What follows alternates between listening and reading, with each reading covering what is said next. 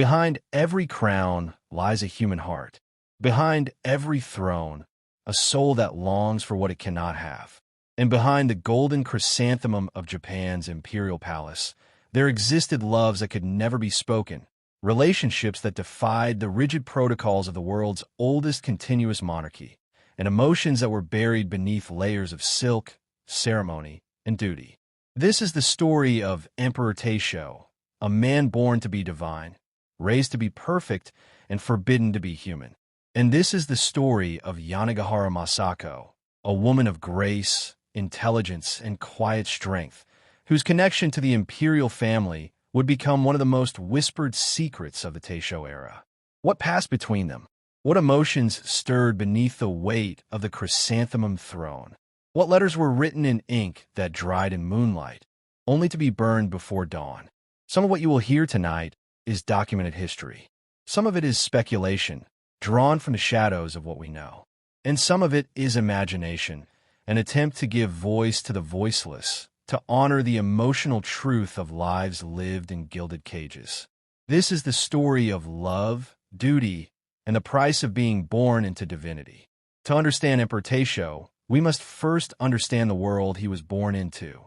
It was August 31st, 1879. Japan was transforming at a pace that would have been unimaginable just decades before. The Meiji Restoration had opened the country to the world after centuries of isolation. Western technology, fashion, and ideas flooded in. Railways cut through ancient landscapes. The samurai class was dissolved. The divine emperor, once hidden from public view, now stood as the symbol of Japan's emergence as a modern power. Into this turbulent, ambitious era, a child was born in the heart of the imperial palace. His name was Yoshihito. The world would come to know him as Emperor Taisho. But the child born that summer day was not robust.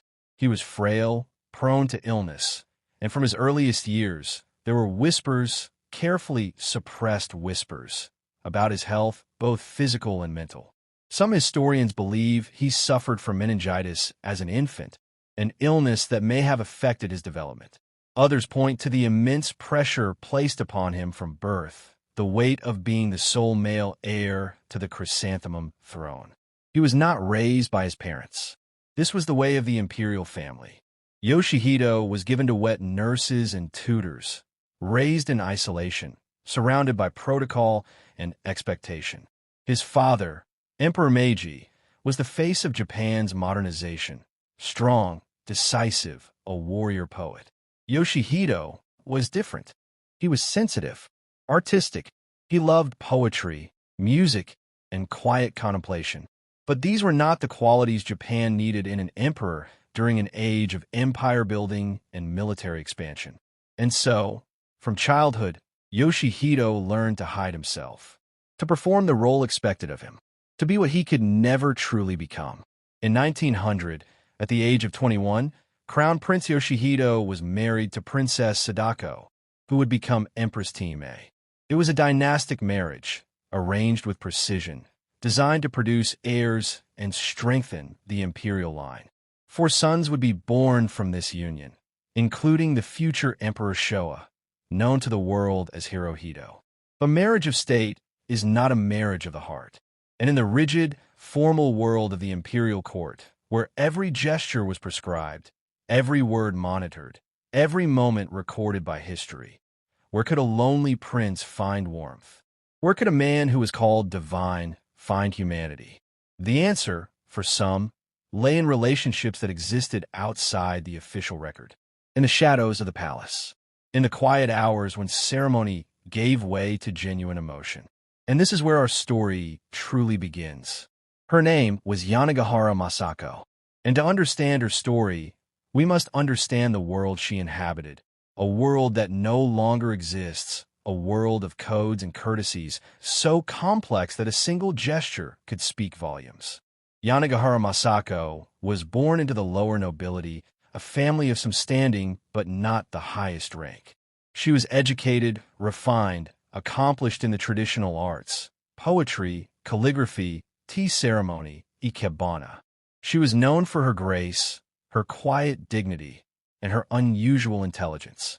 In an era when women of her class were expected to be decorative and silent, Masako had opinions. She read widely. She thought deeply. The exact nature of her relationship with the imperial family is shrouded in deliberate obscurity. The imperial household did not publicly acknowledge relationships that existed outside the formal structure of marriage. But there are traces, fragments, whispers that survived in letters, in diaries, in the careful silences of official records. Some historians believe Masako served as a lady-in-waiting to the imperial household. Others suggest her connection was more personal, more complex. What we know with certainty is this. Yanagihara Masako was present in the orbit of Crown Prince Yoshihito during the crucial years of his young adulthood. And something passed between them, something that defied easy categorization. Was it love? Affection? Intellectual companionship in a world where such things were rare?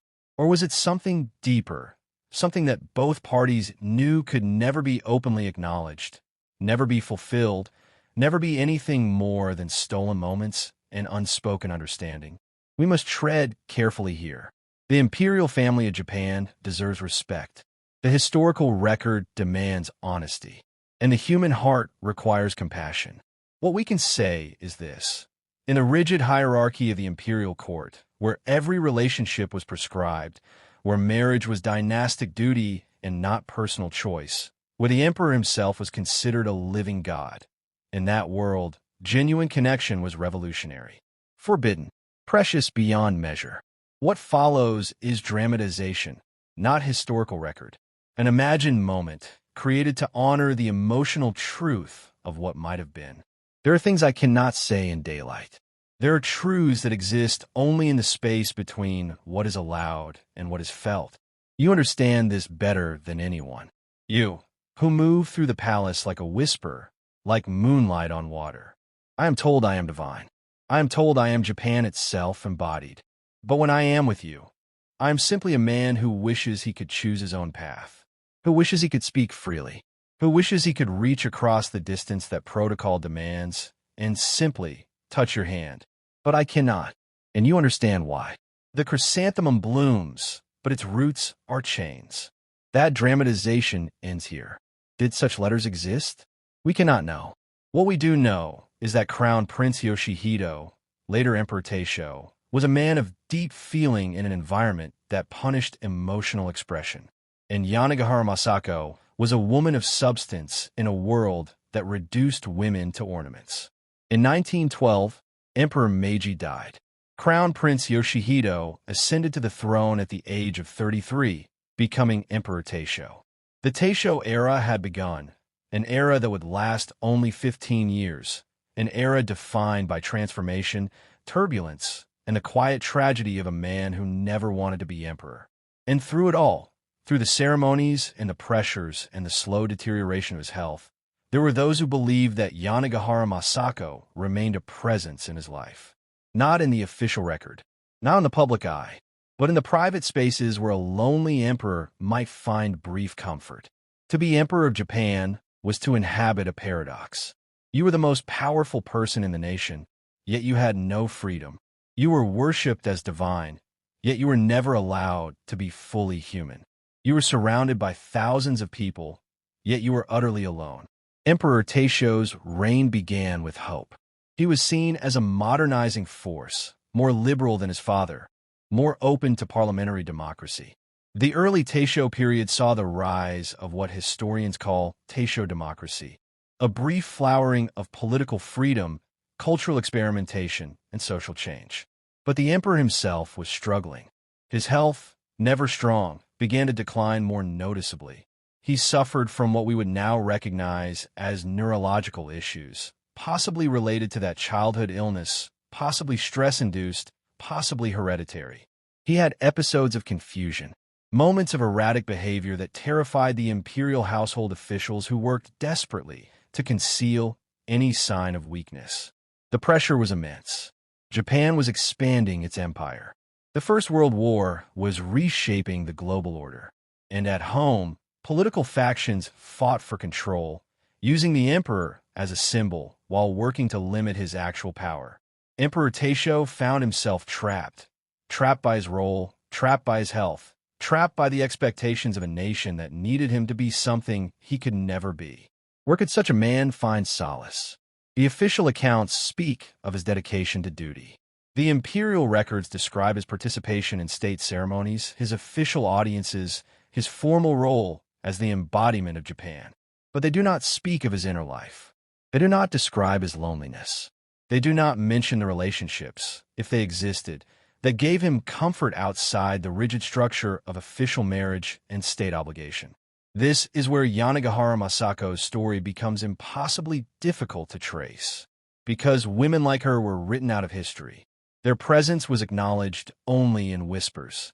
Their relationships with powerful men existed in a gray zone between acknowledged concubinage, a practice that was ending in a modernizing Japan, and completely unacknowledged emotional intimacy. What we can piece together from fragments is this. There were women in the imperial household who served in various capacities. Some were officially recognized. Others were not. And among these women, there were those who provided not just service, but companionship, intellectual engagement, emotional support, perhaps even love, or something like it. Was Yanagihara Masako one of these women? The evidence is circumstantial, but persistent. Her name appears in certain records. She is mentioned in memoirs of the period, always briefly, always carefully. She seems to have maintained some connection to the imperial household well into the Taisho era. And there are stories, unverified, passed down through families, impossible to confirm, of a particular woman who brought poetry to a man who loved poetry, who brought quiet conversation to a man starved for genuine dialogue, who brought humanity to a man forced to pretend he was divine. What follows is clearly speculative dramatization, an imagined conversation meant to explore emotional possibilities, not to present historical fact. Do you ever wish you could simply walk away? Her voice, barely above a whisper. Every day, he replies. But where would I go? I'm not a man. I am an institution. I am the chrysanthemum itself, rooted in place, beautiful and trapped. You are a man to me. A long silence. The sound of wind in the garden. Cherry blossoms against the shoji screen. That is why these moments matter, he says. Because with you, I am allowed to be what I am. Flawed, tired, human. With you, I do not have to be divine. That dramatization ends here. Whether such conversations occurred, we cannot know. But we know the loneliness was real. The pressure was real. The human need for connection was real. And in that context, relationships like the one possibly shared between Emperor Taisho and Yanagihara Masako become not scandalous, but deeply, tragically human. The imperial palace was a world of watchers. Nothing happened that was not observed, recorded, analyzed for political significance. Every gesture of the emperor was scrutinized. Every person in his presence was noted. The machinery of the imperial household existed to maintain order, preserve dignity, and above all, protect the image of divine perfection. So what happened when that perfection cracked? What happened when the emperor showed signs of human weakness? And what happened to those who witnessed his humanity? By the early 1920s, Emperor Taisho's health had deteriorated significantly. He struggled to perform his ceremonial duties. His speeches became difficult. His public appearances were limited and carefully controlled. Officially, he was said to be suffering from fatigue or stress from state duties. Unofficially, everyone knew something was seriously wrong. In 1921, Crown Prince Hirohito was named Prince Regent, effectively taking over the emperor's duties. Emperor Taisho would spend his final years in relative seclusion, living away from the main palace, his condition carefully hidden from public view. This is the period where the traces of Yanagihara Masako become faintest. Did she remain in the emperor's life during these declining years? Was she allowed access to a man whose condition the state was desperately trying to conceal? Or was she, like everything else that reminded the world of the emperor's humanity, quietly removed from the picture? The imperial household record from this period are sparse regarding personal matters. What we have are silences, absences, names that appear and then disappear. And we are left to wonder what those silences meant. There were rumors, of course. In any court, there are always rumors. Some said the emperor had been completely incapacitated, unable to recognize even his own family. Others said he had moments of lucidity, periods when he could still appreciate beauty, poetry, music, the things he had always loved. And some said that in those moments, he asked for people who were not part of the official household, people whose names were not spoken aloud. We must be clear. There is no verified historical evidence of a romantic affair between Emperor Taisho and Yanagihara Masako. What we have is possibility. Pattern.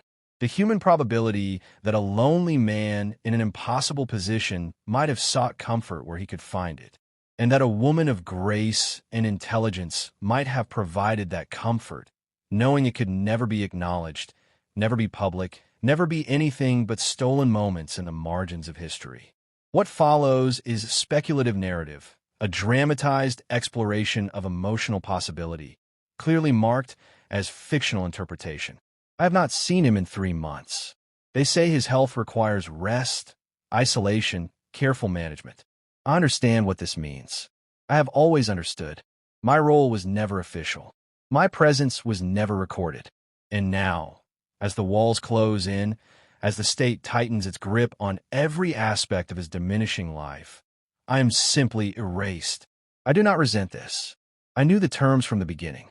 One does not love an emperor expecting anything in return. One does not enter the orbit of the Chrysanthemum Throne expecting warmth.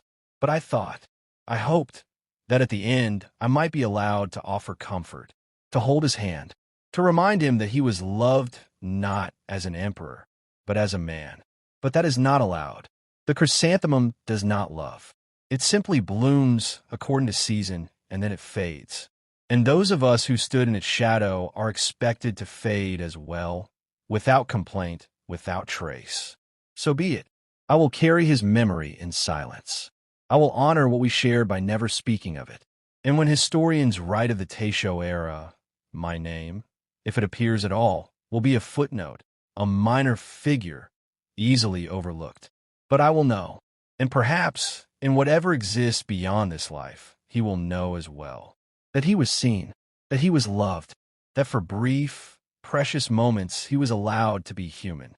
That dramatization ends here, a fictional speculation on emotional truth. On December 25th, 1926, Emperor Taisho died at the age of 47. His reign had lasted just 15 years. The official cause of death was listed as pneumonia, but his health had been failing for years. His son, Hirohito, formally became Emperor Showa, beginning a reign that would last 6 decades and encompass war, defeat, and transformation. The Taisho era ended as it had been lived, with ceremony, protocol, and carefully controlled narrative. The official history would remember Emperor Taisho as a transitional figure, a weak emperor during a time of change. It would not speak of his humanity, his artistic soul, his loneliness, or his struggles. And it certainly would not speak of Yanagihara Masako. Yanagihara Masako's story is not unique. She is one of countless women whose lives intersected with power, whose relationships with powerful men existed outside official recognition, and whose contributions were erased from the historical record. In the Imperial Japan of the Meiji and Taisho eras, women occupied a complicated position. The modernization of Japan brought new opportunities, education, participation in cultural life, more freedom of movement. But the imperial household remained deeply conservative, bound by traditions that stretched back centuries. Women in the palace served in various capacities. Some were official consorts. Others were ladies-in-waiting, attendants, teachers of arts and culture. And some occupied positions that were never quite defined, never quite acknowledged, but nonetheless real. The practice of emperors having relationships outside of their official marriage was not unusual historically. In earlier eras, this was openly acknowledged through the institution of concubinage. Imperial concubines could hold recognized positions, their children could be legitimized, and their role in the emperor's life was part of the official structure. But by the Meiji era, Japan was modernizing, adopting Western standards of propriety, trying to present itself as a civilized nation by European standards. The institution of concubinage was becoming embarrassing, something that needed to be hidden or eliminated. Official imperial marriages became monogamous, at least on paper. But human nature does not change with political systems. Loneliness does not disappear because protocol demands it. And so relationships continued, but now in shadow, unacknowledged, written out of the official record. This is why women like Yanagihara Masako are so difficult to research. They existed in a gray zone, too important to be completely invisible, but too unofficial to be properly documented. We find their names in fragments, a mention in a letter, a note in a diary, a brief appearance in someone's memoirs. And then they vanish, leaving us to wonder who they really were and what their lives meant. What we can imagine, with some confidence, is the emotional reality of such women, the impossible position they occupied, to be close to ultimate power but have none yourself, to provide comfort and companionship to a man who could never publicly acknowledge you, to know that your relationship, however deep, however meaningful, would never be part of history, to understand that when he died, you would be expected to simply disappear.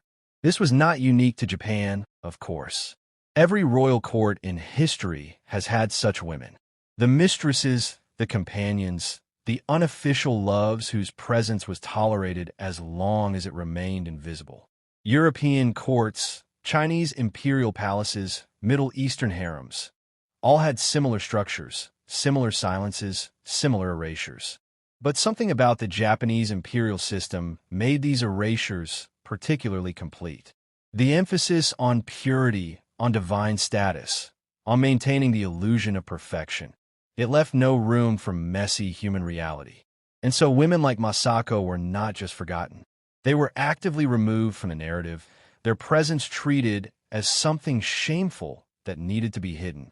In recent decades, as imperial archives have slowly opened, as scholars have gained access to private letters and diaries, we're beginning to recover some of these lost stories. Not complete narratives, those are probably lost forever, but fragments. Glimpses, enough to remind us that behind every official history, there are human stories. Behind every portrait of a stern emperor, there was a lonely man. Behind every formal ceremony, there were relationships that defied easy categorization. Why does this matter?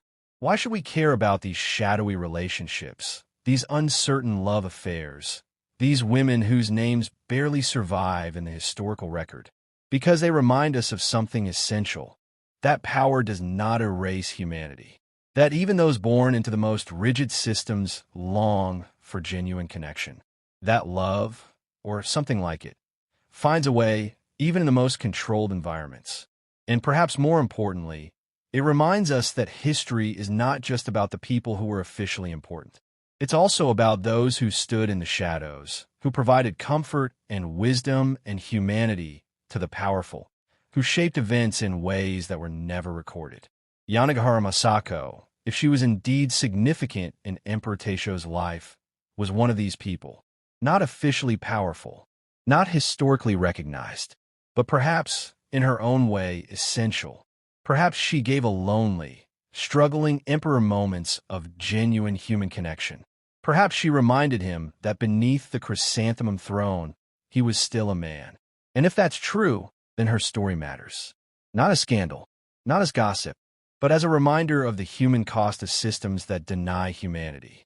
The Chrysanthemum Throne has endured for more than 1,000 years. It is the world's oldest continuous hereditary monarchy. It has survived wars, occupations, modernizations, and revolutions. And it has survived by maintaining strict control over its narrative, its image, its history. Emperor Taisho's reign is now a century past. Everyone who knew him personally is gone. The palace that contained his private life has been rebuilt, renovated, transformed. The documents that might have revealed his inner life have been carefully curated, selected, and in many cases, destroyed. What remains is the official story, a story of duty, ceremony, and imperial dignity. A story that has no room for frailty, loneliness, or unsanctioned love. But silences speak too. The careful way certain topics are avoided in imperial biographies. The absence of personal details in official accounts. The way certain names appear briefly and then vanish. These silences tell their own story. A story of relationships that existed but could not be acknowledged, of human connections that defied protocol, of love affairs that were real but could never be official. This pattern of silence continues even today. The Japanese imperial family remains one of the most private, most carefully controlled institutions in the world. Personal lives are not discussed. Emotions are not displayed. The maintenance of dignity and tradition takes precedence over individual happiness or historical transparency. And so, the questions we've explored tonight about Emperor Taisho, about Yanagihara Masako, about the nature of their relationship, will likely never be definitively answered. The archives that might contain proof are sealed. The letters that might have existed are gone. The witnesses are dead, and the institution itself has no interest in revisiting these shadows. Perhaps that's as it should be. Perhaps some privacy should be respected, even a century later. Perhaps the dead deserve to keep their secrets. But we can honor their memory by acknowledging the human reality beneath the official narrative. By recognizing that Emperor Taisho was not just a weak ruler or a transitional figure, but a man who struggled with impossible expectations. By understanding that women like Yanagihara Masako were not just footnotes or scandalous secrets, but real people who navigated impossible positions with dignity and grace. The Taisho era ended in 1926, but its lessons remain relevant. About the cost of denying humanity in service of image. About the loneliness of power. About the relationships that sustain us through impossible circumstances. About love that exists in the margins, unacknowledged but real. What follows is a final dramatization, clearly marked as fictional interpretation, an imagined moment meant to honor the emotional truth of lives lived in silence. They ask me sometimes, the younger women, what it was like to live through the Taisho era, to see the world change so rapidly, to witness history. I tell them about the fashions, the modernization, the excitement of new ideas flooding into Japan. I tell them about the literature and art and music of that remarkable time. But I do not tell them about him. I do not speak of the private moments, the quiet conversations, the way he looked when the mask of divinity slipped, and he was simply a man, tired and lonely and grateful for a moment of genuine connection. That is not my story to tell. Or rather, it is a story that cannot be told. Because to tell it would be to betray everything. The protocols we lived by, the discretion we maintained, the understanding that some things exist only in the space between heartbeats. I will take these letters with me to the grave. They will burn unread, as so many things must burn to maintain the beauty of the chrysanthemum. That is the price. That is the duty. That is the love. To be forgotten so that he might be remembered with dignity. That dramatization ends here, a fictional interpretation honoring those whose stories cannot be told. Love and duty, freedom and obligation, the heart and the crown. These tensions are as old as monarchy itself, and they played out in the life of Emperor Taisho with particular poignancy, a man who never wanted to be divine, trapped in a system that demanded divinity. Was Yanagihara Masako his great love, his occasional comfort, his intellectual companion, his unacknowledged partner in the shadows of the palace? We may never know with certainty. History has kept its secrets well. But what we can say is this. In every system that places duty above humanity, that values image over truth, that demands perfection from flawed human beings, in those systems, there will always be hidden relationships, unacknowledged loves, moments of genuine connection that exist outside the official record. These relationships are not scandals to be uncovered. They are not gossip to be consumed. They are reminders that beneath every crown, behind every throne, there beats a human heart. And that heart longs for what all hearts long for, to be seen, to be understood, to be loved for what it is, not what it represents. Emperor Taisho died nearly a century ago. The world he knew has vanished. The imperial system he served has transformed. And the people who might have known the truth of his private life are all gone. But his story remains, a story of loneliness and longing, of duty and desire, of the impossible burden of being born divine. And woven through that story, visible only in traces and shadows, is the presence of women like Yanagihara Masako. Women who offered what comfort they could, who shared what humanity was possible, who loved or cared, or simply stood witness to the struggles of a man trapped by his birth. History will remember the emperors, the wars, the political transformations. But in the quiet spaces between official events, other stories unfolded. Stories of connection and compassion. Stories of love that could not speak its name. Stories that whispered beneath the chrysanthemum and then faded into silence. This has been one of those stories. Not definitive, not provable, but human. And perhaps that's enough. Thank you for joining us on Royal Affairs Unveiled. Until next time, remember that behind every throne, there is always a human heart, beating with the same hopes, fears, and longings that we all share.